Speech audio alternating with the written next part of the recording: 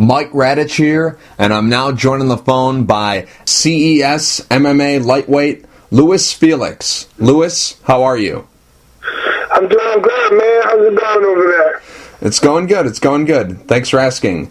Luis, you're 2 for 2 with slipping head kick KOs. I mean, what's going on here? You're getting the right result, but you keep slipping. I guess you don't have to fix it because you're getting the right results, but what's going on with these head kicks? You had the one against Fickett, and then recently you had the one against Reggie Merriweather. What's going on with these head kicks? Right, man. I mean, I'm going all in for him. I'm jumping right into him. They keep landing, and I keep falling. I might have to work on my flexibility a little bit, but really what it is I'm going so into it where even if the kid were to block it, like I'm still going to fall. I know that I'm going to bust my ass, just get right back up and protect myself, I guess, Okay. You mentioned flexibility, but also could it be possible that because your ankles are wrapped, you're losing some sort of footing? There's something with the canvas. Is that possible? Well, I mean, that canvas isn't the most grippiest canvas. I think you see fighters sometimes going back and forth, like slipping on it a little bit. Mm-hmm. But like I said, man, I'm just jumping right into the kick and kind of putting all of it into it, almost like do or die. And it doesn't help that the canvas is a little slippery. So, I mean, that could be a combination of both, Okay, I see. Now, Reggie Merriweather, he took the fight on very short notice. How much exactly did you know about him going to the fight? I didn't know anything about him, Kudos to him for taking it on a week's notice. He had taken a couple fights on short notice before. I was in the same page early in my career, man, where I would take fights on a week's notice against all tough guys and whatnot. Wasn't really the best move, but it depends. If you're ready, like myself now, I got right back to training last night, and over the next couple of weeks, if something big comes up and there's a big opportunity, I'm ready for it. It's not like I'm not training, you know what I mean? Right.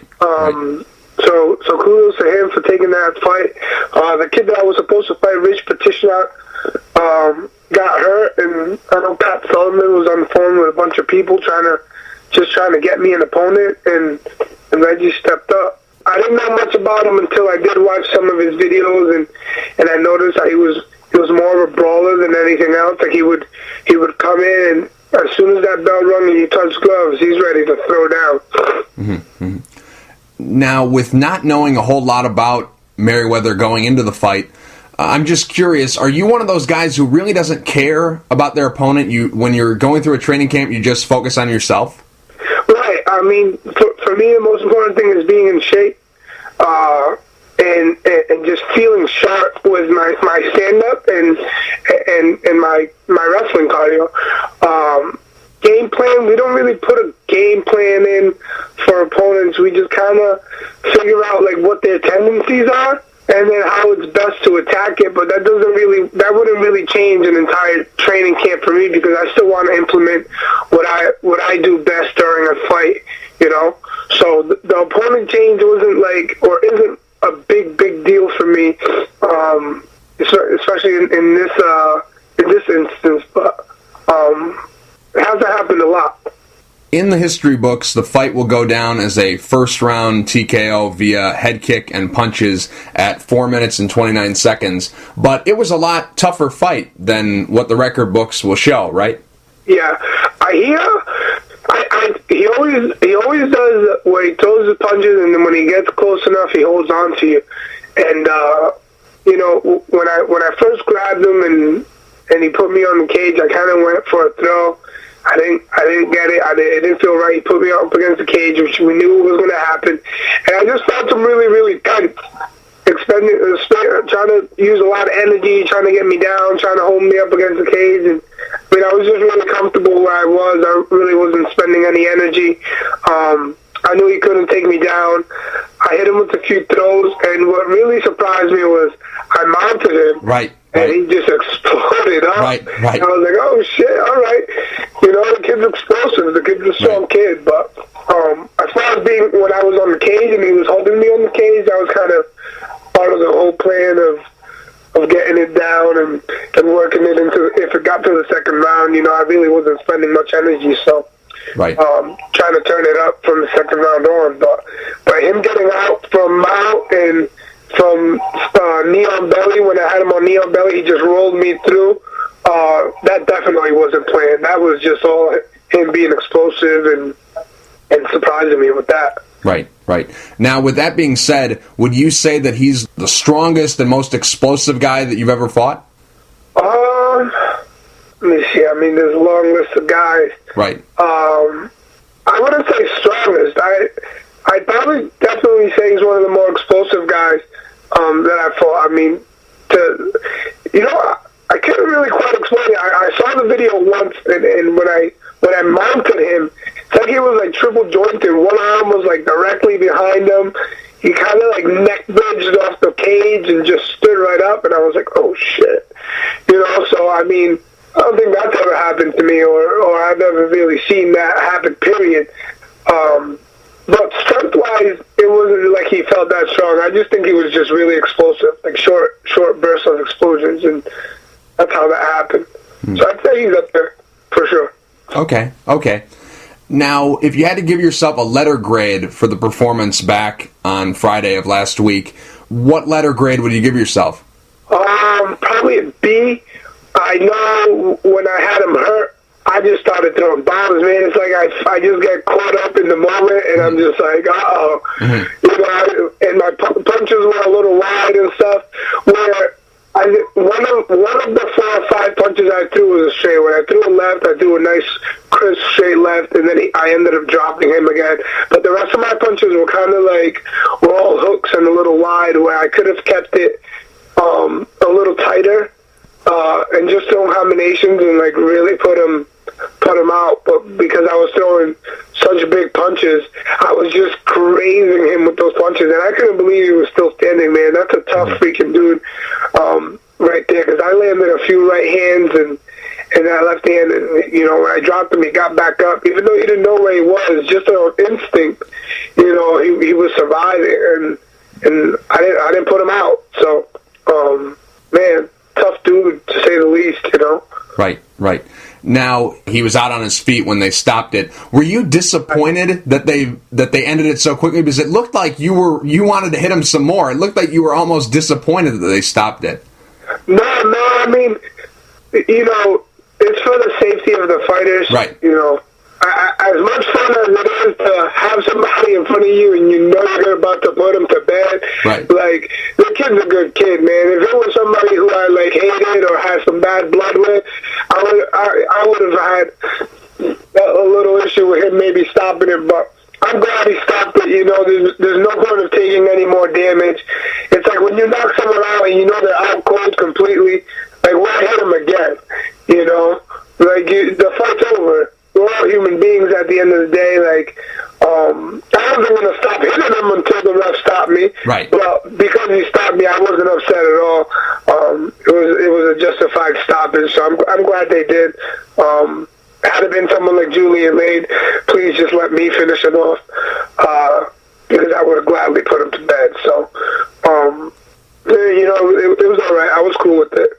Okay, I see. I was just curious about that because you hit him with that head kick, he started doing the dance of destruction, and then you just went crazy. So now you bring up. I definitely wanted to get my finish and my knockout, but I was not disappointed at all for the ref stopping it and saving him from getting any more damage. I mean, that's what the ref is there for, and I agree with the stoppage, so I'm okay with it. Okay.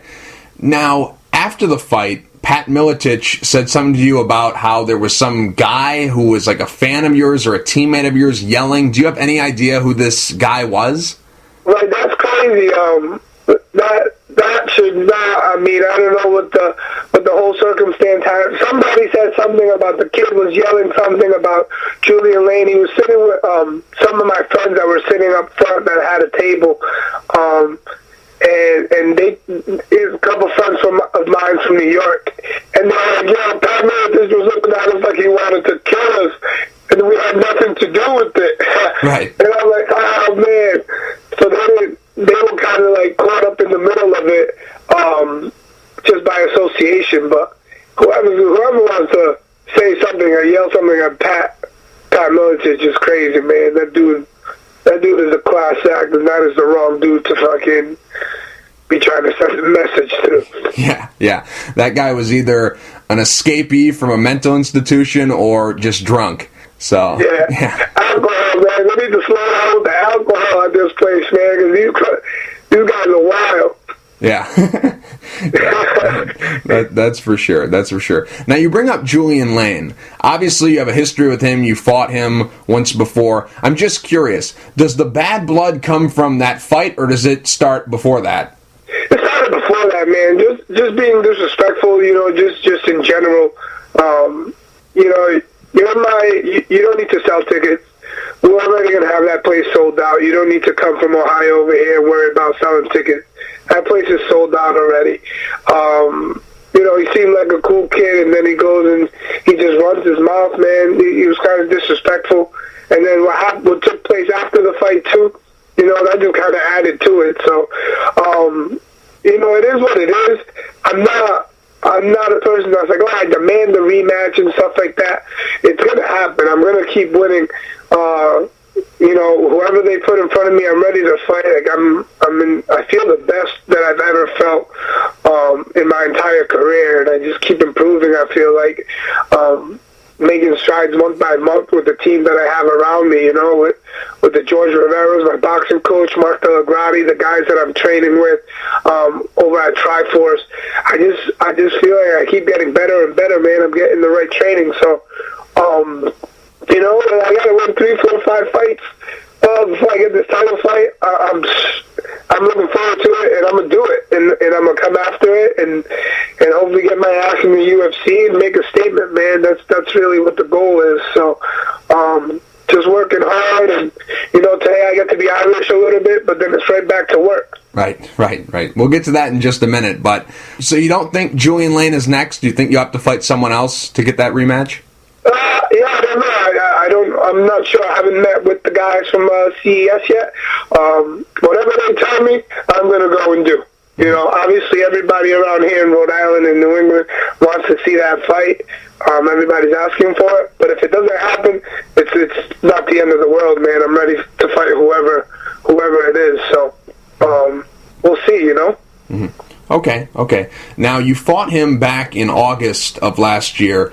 I'm just curious, what's different about the Louis Felix today from the Louis Felix that we saw back in August? Well, in August, I was training for him, and I was supposed to fight him in June, and I got hurt. So I was kind of hurt. I felt great going into the June fight. I couldn't accept it. I called Julian personally, and I told him, I was like, listen, man, I went to the weigh-ins, and I said, listen, I got hurt. Like, I'm sorry about that. They ended up getting an opponent for him who was Geminal Atkins last minute. And he fought, and then afterwards he said, that I was scared, that I didn't want to fight him, blah, blah, blah. That's when he started running his mouth. So they set up the fight for August 8th, but I was hurt still in June. The reason I couldn't fight was the same reason I couldn't train, so it took me a few weeks before I could even get back in the gym and start training again. I wasn't hurt anymore when I went in the fight, but I didn't really have the best camp when I went into the August 8th camp, so I was kind of flat-footed in that third round. Throughout that whole fight, Julian couldn't touch me, man. I didn't feel like his stand-up was there. He just kind of runs away the whole time. So it kind of made me chase him around a little bit.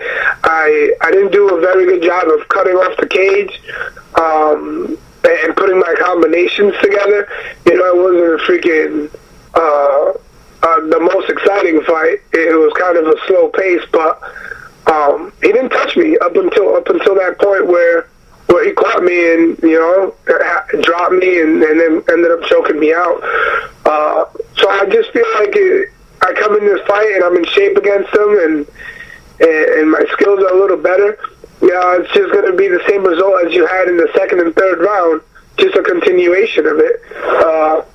And hopefully I finish the fight this time. I made a mistake when I caught him in the guillotine, where I got flat on my back, and I got him to get me flat, and I didn't turn on my hip, and he escaped my guillotine, where I just kind of made a rookie mistake, man. And just little things like that I have to fix, just in general. And I think when I fight him, you'll see a completely different result. Definitely. Now, do you have an exclusive contract with CES MMA, or is it just a perfect fit? You're a Rhode Island guy. They throw a bunch of shows in Rhode Island. There's no need to go anywhere else. Do you have an exclusive contract? I don't have an exclusive contract. That's why it's like it works out perfect, man. I just feel like every fighter from New England, like, they're giving us a big platform to fight nationally. With Access TV coming in here, they run an awesome show. Like, it's smooth. You know when you're fighting. You know when you're coming up. There's no hassle. It's not a peak. It's up there, man. You couldn't. When we first started, it was just like every other show, but they separated themselves from every other company here in New England, where they give professional athletes or professional fighters now of my caliber and my level, and they bring guys in from all over the place to come in and fight, an opportunity to showcase your skill in front of the nation. So until World Series of Fighting or UFC calls and gives us something great, I have something kind of great set up in my own backyard where I don't have to go anywhere else. Although I love to travel the world, and when World Series of Fighting or UFC calls to fight, I hope it's in Vegas or in another country or something like that. I don't mind fighting at home at all. This atmosphere, the fans that come out to support me, my friends and family that are out there, we fill that gym up with 3,000 people, and it's crazy, man. It's stuff. It's not on the level of when you go to Vegas and you have 30,000 people out there, but the energy is amazing. So I enjoy it. I love fighting under the lights. How do you celebrate your wins? Because obviously you fight in the same area all the time, so how do you celebrate after a fight? Right, we usually do an after party. My roommate owns a restaurant club, like bar, downtown called Vanity, and every night after our fights, man, we go there and we celebrate. How about today? St. Patrick's Day. So everybody's Irish, so after I have a class to teach at my gym at New England Combat, and I go there, and after that, the celebrations have already started, but after that, they really start. So today we just celebrate the little green leprechaun, and we join the Irish team. And then it's back to work, man, back to work. Right. Just a couple more questions, Lewis, before I let you go. Now, you mentioned these big shows, UFC, World Series of Fighting. To get there, do you think that you have to go through Julian Lane to make it to a big show? Is that something that, without getting that win and avenging that loss and getting that belt, will that prevent you from signing with the big show, do you think? Or does it not really matter? You just got to string some wins together? No, I don't think I need to go through him at all. I just think that's something personally that I would love to do. Realistically, the only thing I need to do is put together wins. Right. And some impressive wins and bring in some guys with names who have been there and stuff like that. I like fighting up, man. I like being the underdog in fights. I think that's more motivation for me in itself. That's really the only way you'll be able to get to the UFC, is fighting name quality guys. This other kid that I was supposed to fight for a World Series of Fighting title, and he pulled out last week, and that's where Reggie Merriweather came in. But the kid Petitionok, I thought was a pretty decent guy, pretty good name for me to try to take out, and I feel like CS is always trying to bring in guys for me to step up, never really give me like a guy that's a level down from me. And And I like those fights, man. Those fights are the ones that kind of motivate me, where I'm the underdog, and people are like, oh, you know what? This guy's been in the UFC, or he's right on the UFC's radar and whatnot. So those are the kind of guys I need to be fighting. I don't need to fight Julian Lane, man. I just need to keep this winning streak going and have a great 2015. Mm-hmm. And I've talked to my coaches, man. I'm right there. It's just a matter of keep getting these impressive wins, and keep winning, period, you know? Mm-hmm. It sucks that I started off my career, like, kind of fooling around, messing around. I wasn't really, fighting wasn't my career. It was for fun. It was like, let's do this. I got to fight next week. Let's do it. And I have all those losses on my record, you know? But had I started my career when I should have, I would have been much better off in a better position. So I just got to make up for it now, and I'm cool with that. So I just got to put in the work and get after it, and put this keep this win streak going. Mm-hmm. Lewis, I'm just curious, how did you get your nickname, Rockstar? Well, we were really, really partying when we first started fighting. We were promoting a couple bars and clubs on certain nights, so we'd literally be partying, getting paid for it, drinking, getting paid for it, and then we were just fighting and taking fights and fighting top guys in New England, and win some, lose some, win some, lose some, but we would always party. That's how kind of Rockstar came about. Obviously, the partying has slowed down a little bit over the last couple of years, but we still party when we would, and in its proper time. So that's kind of how it came about, and it just stuck. Right. Okay, I see. Now it's coming full circle. You're partying today. Yeah, I'm partying today, but you know, I didn't. Well, this last year came, I didn't party at all. So it's a little reward. You know what I mean? Like, partying is not my reward. It's not my everyday lifestyle. I got a family to take care of and whatnot. So, but I still like to go out and enjoy myself and do things. So. Right. Lewis, real quick before I let you go, do you have any sponsors you'd like to thank, and is there anything you'd like to say to the fans? I do. I want to thank everybody that comes out and supports me every time, man. Everybody's been there through the ups, the downs, and is really having fun with it now, man. The last 5 fights, win or lose, you know, we've had a blast, man. I think I've had the most support even when I've lost, which is surprising to me, you know, like people, the support people show when you lose or you have a tough fight. That really meant a lot to me. That really was part of my motivation to get back in there, work harder, and come back stronger. So my sponsors, Dirty Couture, that's like family to me. They've been there since day one. Sonia's and Sunset, another group of people that, it's not just sponsorship, man. We've really grown into like a tight friendship, and it's almost like family. So I really appreciate those guys. I got some new sponsors, Allstate Lock, who has been there over the last couple fights, Ocean State Sublimation, and a bunch of other guys. I wish I had the list in front of me, you know, that are just there to support, that are friends of mine, who use their business to kind of support my training camps. I mean, this is all I do now. All I do is fight. I kind of gave up working a year ago. So, you know, it's not the wealthiest of jobs. We're not really here. We don't make that much money as fighters, but, you know, eventually, if you get to the right level, it will pay off. And with the people that support you, that are around you, it definitely makes life a little bit easier. So I appreciate all them, all my coaches, all the gyms I train at here in New England. Without them, I really wouldn't be anything. So thank you, guys. Lewis, thank you for taking the time to talk. I really appreciate it. Thank you, brother. Take care, man. Have a good day.